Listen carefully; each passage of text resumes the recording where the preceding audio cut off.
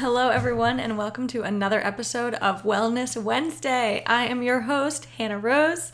I am a licensed clinical professional counselor, nationally certified counselor, advanced clinical relapse prevention specialist,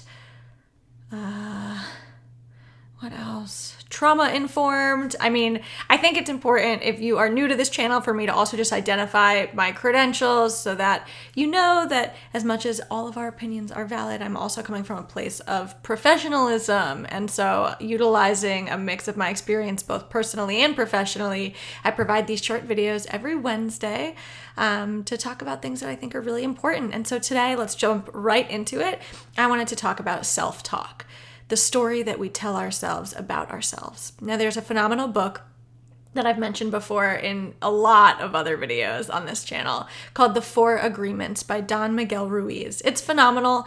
It's existential, spiritual. It's like pretty heady, so just prepare yourself for that. If you do read it, again, it's called The 4 Agreements. It's actually tattooed on my arm. I went through a big phase of getting things tattooed on me that I thought would be nice reminders. Like this one over here says, "Be here now."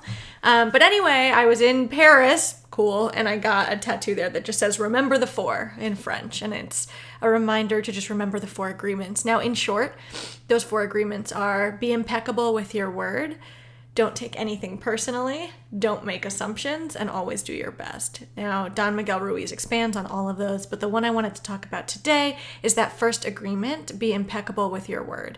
Impeccable, when we deconstruct that word, means without sin. And he talks about how the story that we create becomes our reality. So we construct our own hell or we construct our own heaven.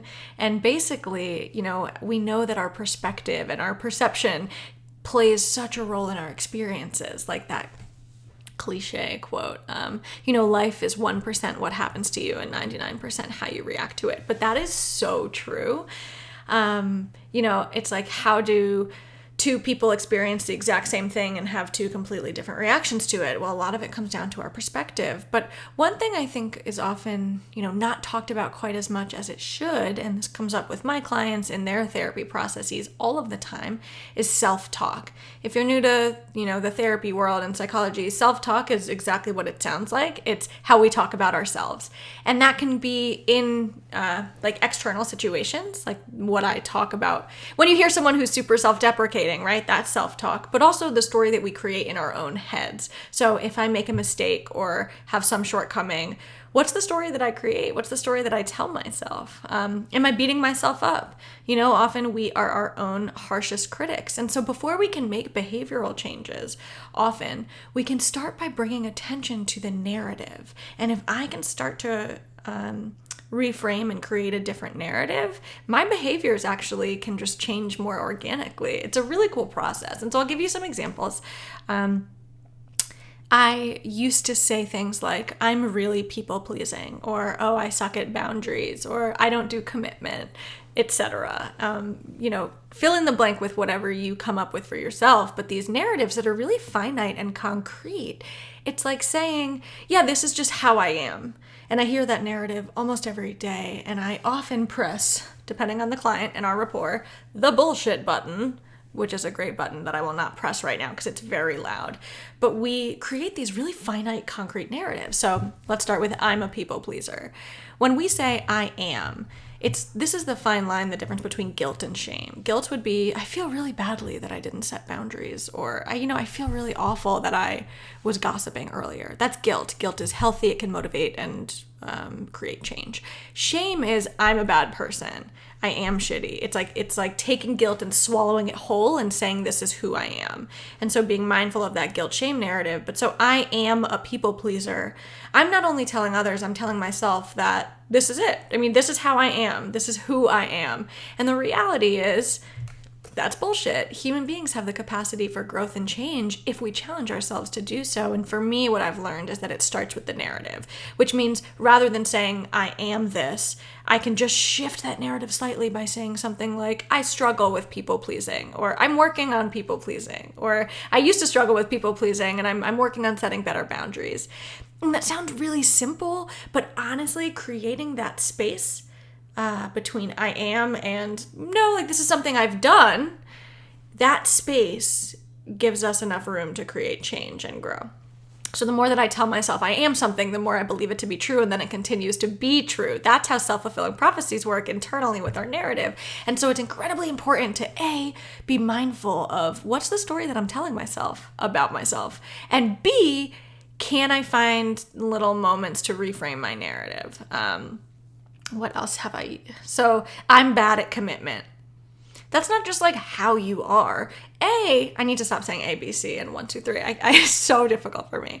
Maybe you have some unresolved wounds, right? Maybe you've been hurt before, and so commitment scares you. It's not that you are inherently made to be bad at something, except math. I'm bad at math. That's like the one thing that you will hear me say I am. And it's because I know that I can probably change that and really challenge myself to grow in that area, but I have no desire to, so I'm not going to.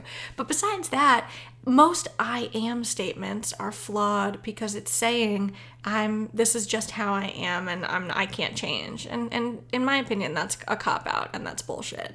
So with people pleasing, what really helped me was, in a therapeutic process with a therapist, not someone who thinks they're a therapist, right? And not a friend, is explore the roots of that people pleasing. Where did that approval seeking come from and why? And then actively working to change those patterns.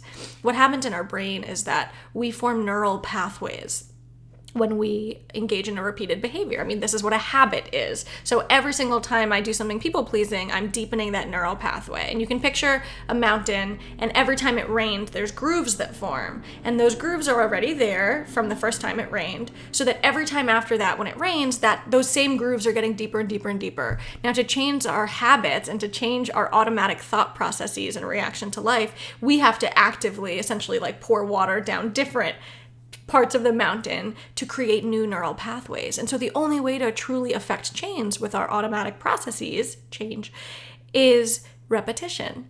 And so it's frustrating at first to reframe the narrative. And if you watch my videos, you will watch me reframe narratives. A couple weeks ago, I said something like, I always say I'm going to do something and I never do it.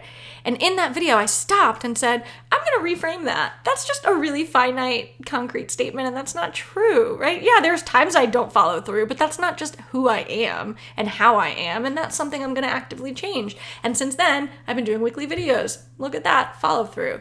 But so for me, reframing my narrative, or just having a much more lenient, self-compassionate narrative in general, is automatic for me now. It didn't used to be automatic, but it's only through repetition that it became this more organic, authentic experience. And so what I invite you to do is to notice and keep track of some of your self-talk. Are you really nice to yourself? Are you like, wow, it's okay, Hannah, you're only human, this is fine. Next time, try to do it differently. Or are you shaming yourself? Are you beating yourself up? Do you have these finite statements that you think define you?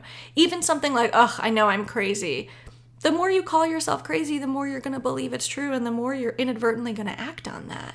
And so self-talk predictors, research shows how, and this is like narrative therapy, how effective it can be to change our narrative. And so if you're overwhelmed with these changes you want to make in your life, and you want healthier relationships, and you want to grow in self-love and self-worth, start by noticing the narrative. What is the story that you're telling yourself? And I can do a part 2 to this eventually, where I talk about the story we tell ourselves about others. And that's getting into the other 4 agreements, like 2 and 3, which is don't take anything personally, which is so difficult, and don't make assumptions. I mean, how often do we not only take something personally, but then we create a story about it? And how often is our story exactly that? It's something we've created, and it's not actually based in reality. It's based in our own self-talk and our own perception. So common reframes can be, when you say something that's like, I suck at this, or I'm bad at this, or I don't do that well, I can't do that, I never do that. Try to pause and create room for growth. I've struggled with this.